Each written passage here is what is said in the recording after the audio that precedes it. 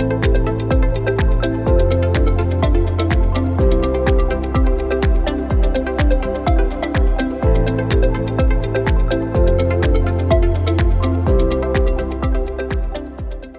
everybody. I'm Bill Hannaford. I'm the managing editor of The Wise Marketer, and I'm here with Richard Bastilli, who's the founder and CEO of Gambit Rewards. Richard, how you doing? I'm doing good, Bill. Thanks for having me on.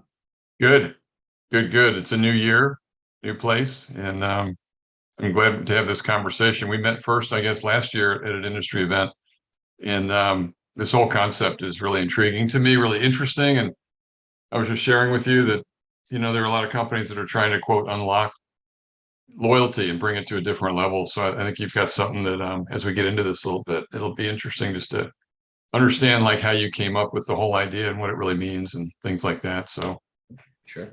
but I wanted to ask you, like, I'm always so fascinated with the person, and it's one thing to talk about the company and your solutions, and we can get into that. We will, but I'm also fascinated. Like, there's a founder's journey that's fascinating to a lot of people. There's also this journey of like, how do people get into loyalty marketing, especially when you come from different backgrounds. Like, mine's not nearly as extensive as yours, but I've got a finance background too. But tell me a little bit about yourself, like how, just highlights of some stuff you did, and like how did you get started on this whole idea and get into this business? Yeah, it's an interesting path that led me here for certain. I'm originally born and raised in New York, and I'd spent about 15 years working on Wall Street for several investment banks. And in that work, that was actually where I first came across the loyalty industry, because back in about 2004, 2005, that was a sector that I actually covered, right? So back then it would be working with companies like Alliance Data, Epsilon, a lot of those early loyalty programs. And what that really did was it was an opportunity for me to learn how those programs really work from a financial and legal construct, right? Because now you're actually getting in under the hood and understanding how these systems operate. And that was always phenomenal to me, is actually learning exactly how these points transact and how they're created and how they're accounted for. Fast forward about to 2012, I'd actually left that career to start my new career as a entrepreneur. And I went with a few colleagues of mine, and we built our first company.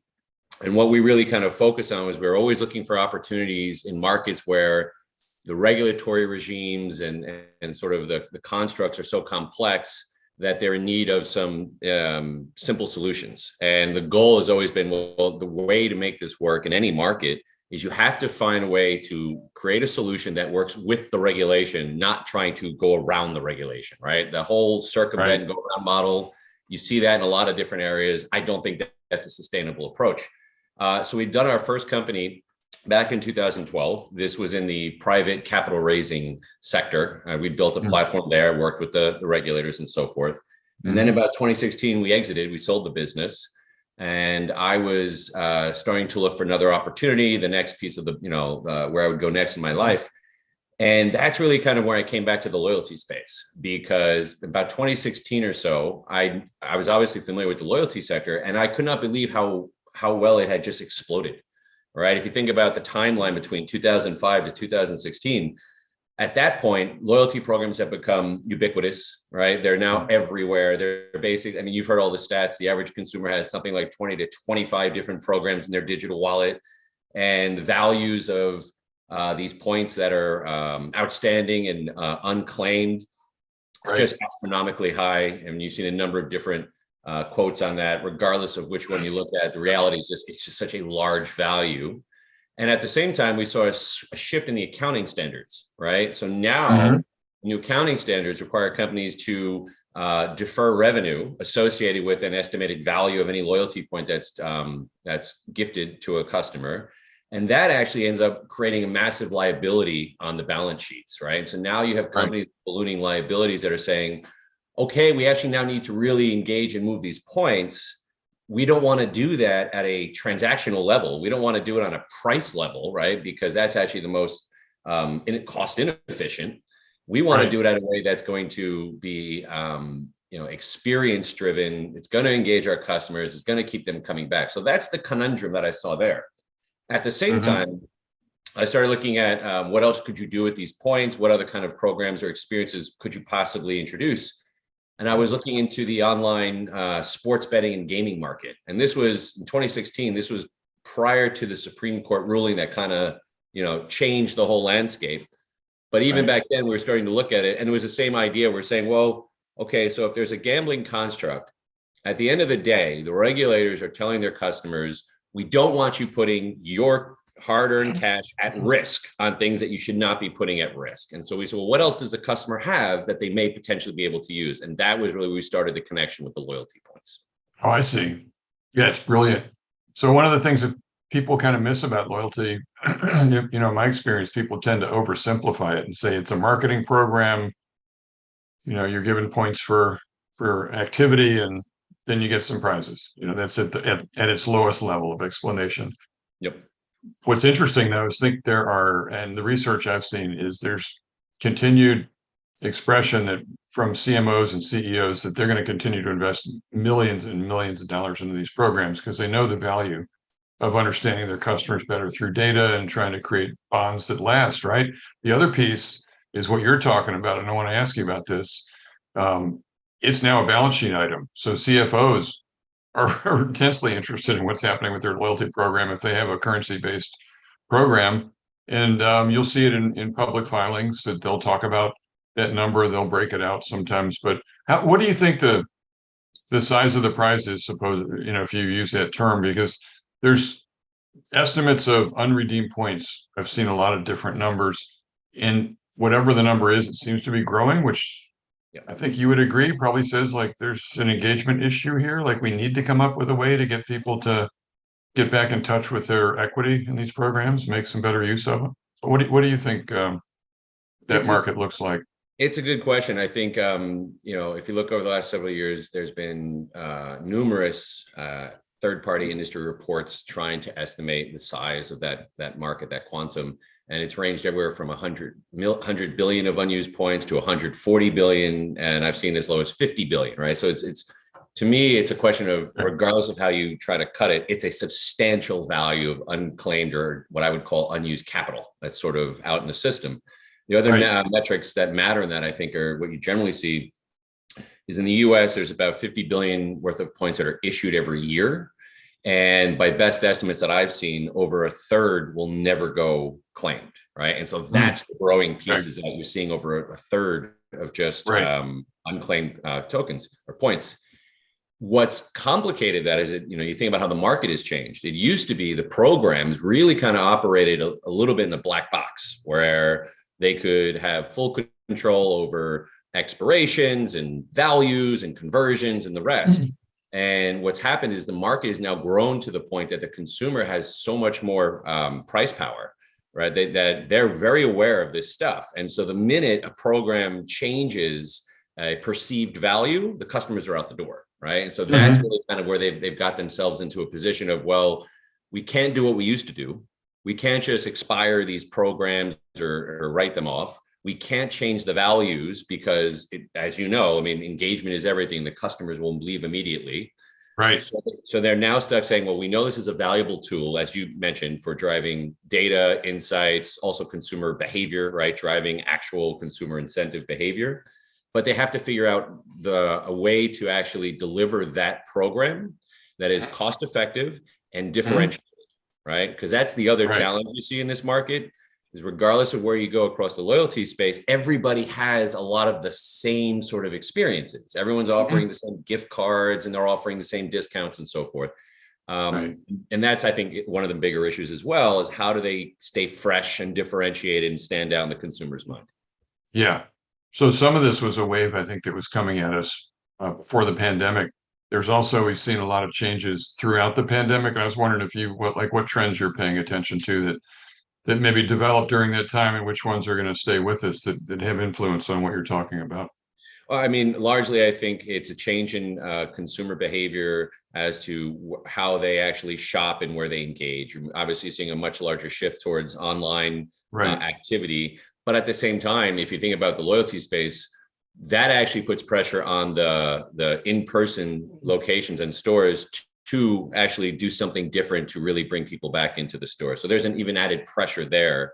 They're looking at loyalty and promotions as a way to solve that problem and bring people back into the stores. Right. So to me, from my perspective, I think that's a good driver for a business like mine, because it is putting more incentive on the companies to really think about doing something different with their rewards programs. So there's another explosion that took place.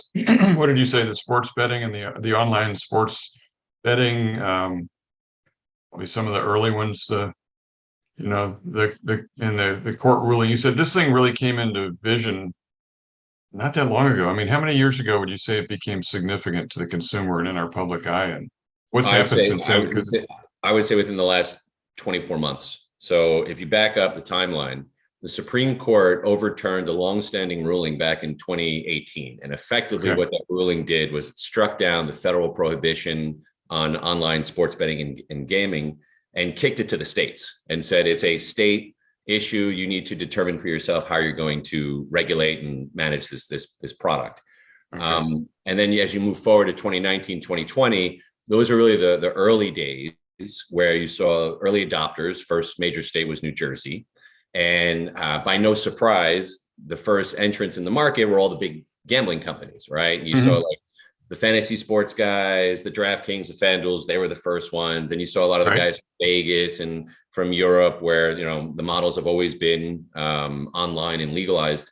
They started rolling in 2019, 2020.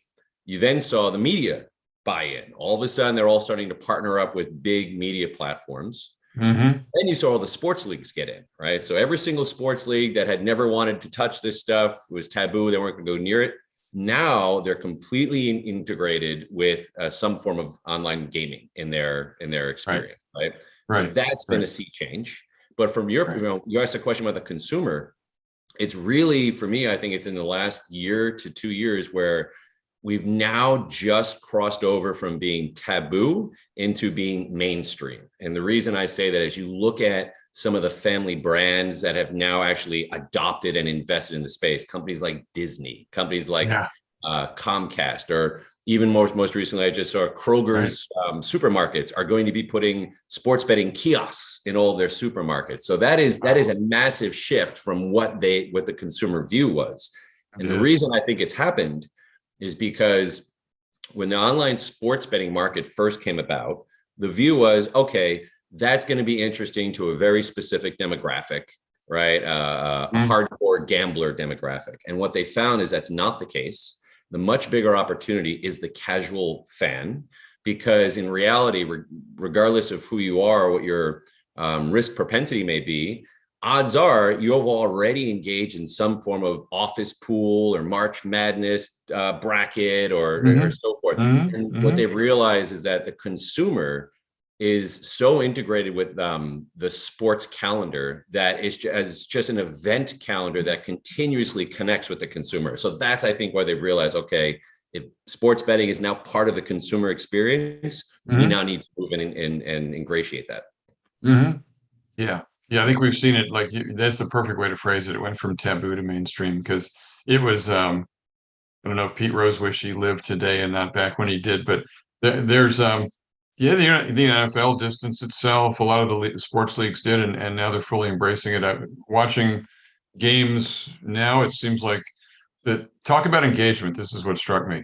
It's not just let's bet on the game, the outcome, the over-unders, but they talk about, some of the advertisements talk about, like, bet the entire game. Like, there must be lots of different propositions. They're breaking it down into like mini parts, but it's maybe, is it making it more consumable, even more so for the consumer? Like, you go after one little thing. You don't have to make a big decision about just the game and wait for one outcome, but you could goof around, play, experiment, take a few risks, have some fun. That you can do it throughout the entire contest, right? That's exactly right. What you're seeing is a hyper segmentation in the market, where, as you said, if you think about the most basic traditional way of thinking about is to either, place a straight bet, play the spread or an over under.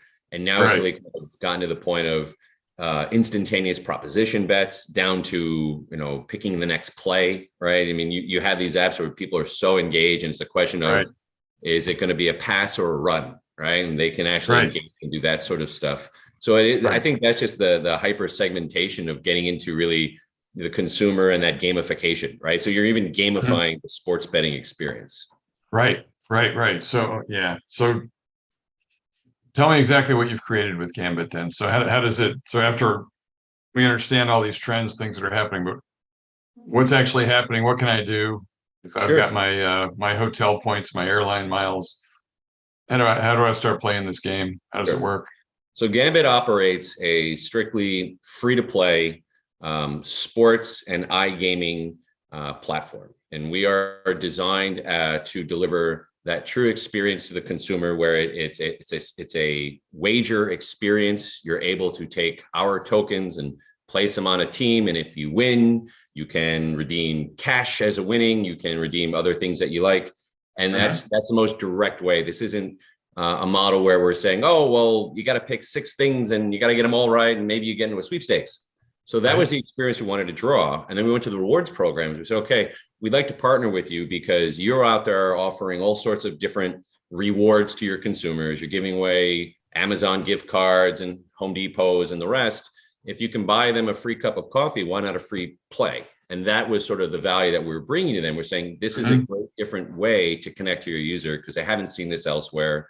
It's a gamification. For the customer standpoint, the value proposition is very simple, right? They have these points that they can redeem for prizes. If they select my tokens or my gift cards to access my gaming platform, they've now redeemed their points. They can play on my site. If they win, they can win cash. And if they lose, well, it simply costs them their loyalty points, which are free in the first place. And that's the value prop that the consumer buys into, right? Because now we've persisted in keeping that experience alive, but we've eliminated that cash risk, that negative association. So we're strictly free to play. We have alternative modes of free entry. We have different ways for people to earn. But now, why is this something interesting to the rewards partners? Like, why do they work with us? Well, first of all, obviously there's a different experience, right? So now you're tapping into this growing trend in the online sports betting and gaming world. The second piece is when the user then comes to our platform and they play our games, if they run out of tokens, the first thing they do is click, okay, get more. Well, we don't sell them anything. They can't buy anything from us. So when they go click get more, we go, great, take you right back to the rewards program where you came from. And we say, you got to engage with them. You've got to do more with the customer in order to get more points to play with us. So that's a unique engagement loop that we drive. And we're seeing close to 60% engagement rates of users that are just continuously taking part in that activity. The final thing that's interesting for the company, so if you think about their goal, they want to engage customers with an experience that's not price driven, right? It's the actual differentiated alternative experience that they're offering the consumers. So we check that box. The consumers now have a reason to engage with them further because that's the only way they can keep playing. So we check that box. And on the last one, you think about the other issue that they have is that most programs have a massive issue with abandonment, right? Because you have consumers that have low value points. They're looking at a reward that is so high that I'm never going to get there, and they give up.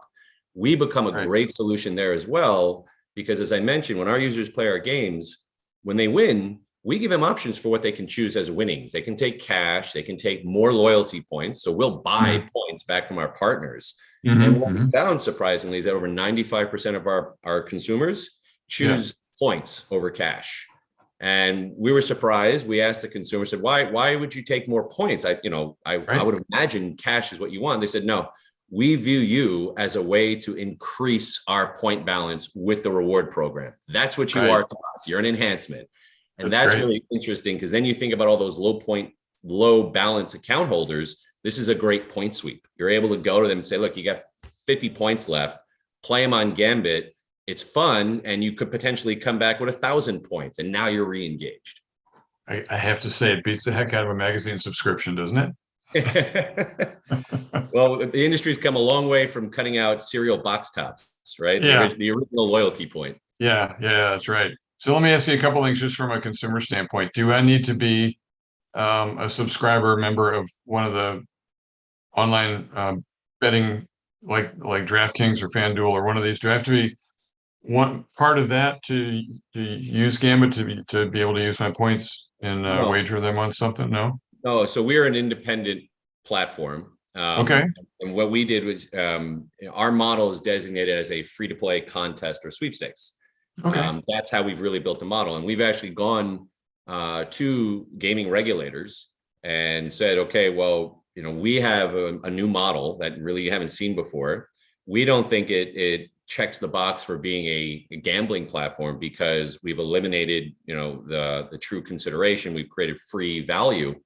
And we had them do a diligent review, and they came out and concluded the same thing. They said, this is not a gambling platform. This is a loyalty program enhancement.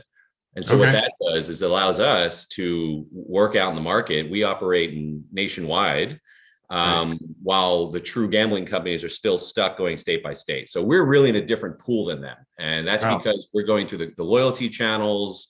We're reaching into loyalty point programs. We're just doing something quite different. We're not going after the cash, right? That's not where we operate. Right. Okay. That actually allows us. We've worked with Caesars and DraftKings and FanDuel. Bally's has an investment in our parent company. We work with a lot of these companies because of the fact that we're not in their space. However, we are a pretty good complement because we're out in the market introducing this sort of light free to play sporting event. And as we do that, they look at us and go, well, that's great because that's a user base that we may want to tap into one day. So there's an opportunity there for us. Okay. And then real quickly, I wanted to ask you, you said when you draft people back, they need to get more currency, let's say, to bet, to play. Are they, when they go back to the brand, are many of the brands offering the option just to buy more of their currency, or it's more like go back here and shop more, the core and participate in the core business? Yeah, no, that's the objective, right? The idea of going to a program and say, okay, well, you can buy the points and go back. That doesn't actually address any of the value to them, to us at all. It's to actually drive the customer to do behavior. Yeah, that makes sense. That makes a lot of sense. So I don't know if I have this exactly right. Reading the press releases, Gambit was acquired by Snip, or Snip made a significant investment in Gambit. But just tell me a little bit about that. Like, what does that really mean for you're becoming fully integrated, I guess, in the Snip platforms or technology stack, and just what does it mean? What can we look for in the future? Sure. So we announced the deal in the beginning of 2021, so about a year ago. And at that time, my company was about 4 years into development.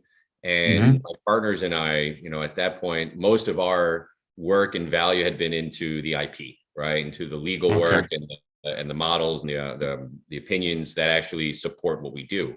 We had a base product built, a beta platform. We had been in market with our first major rewards partner, swagbucks.com, the flagship of the guys over at Prodigy, which is a great partner. And that's where we were starting. And we were at an inflection point where we were looking to do a significant capital raise to really take the business to the next level. During that time period, I had actually gotten in connection with Atul Sabharwal, who's the CEO of Snip. He's the founder and CEO of that company. And very quickly, we just saw a lot of alignment between the businesses. For Snip, they are a technology services company that does a lot of promotion management, loyalty management for a lot of major CPG companies and the like. And we looked at them and said, well, that's great, because you guys are basically working with all these big brands, running their promotions and getting them stuff, right? Getting them the prizes and the gift cards. We could be an in-house unique option for you to offer to them, right? So they can go to their customers and say, what is it you want to offer? You want to offer merchandise? You want an Amazon card? We have a new sports betting experience that's really kind of, trendy and engaging. So that was one of the values. The other value is because they're a much, more developed company, they've got a great technology base. They're very keyed into the ins and outs of how to actually integrate into loyalty programs and how to, launch and operate. And so for us, that was a perfect match. We said, great, we'll bring our product in, we'll integrate into your stack, we'll start working, with some of your customers, and we'll take advantage of the business opportunity. Right. Do you think that is there any particular vertical market that Snip serves that's really taking an interest in this? Is it the CPGs? Is it retail? Have you noticed any trends there so far? Yeah, I think what we're seeing are the early adopters are definitely some of the brands that are in more sports adjacent arenas. So if you Okay. think about energy drinks, you think about other components of that sort of world, the merchandisers, that's Right. really kind of where we started seeing first attraction. However, Right. as we roll out, as we really build the awareness of what the Gambit loyalty gaming system offers, what I think the brands out there are starting to realize is that this is not industry specific, right? It's actually Right.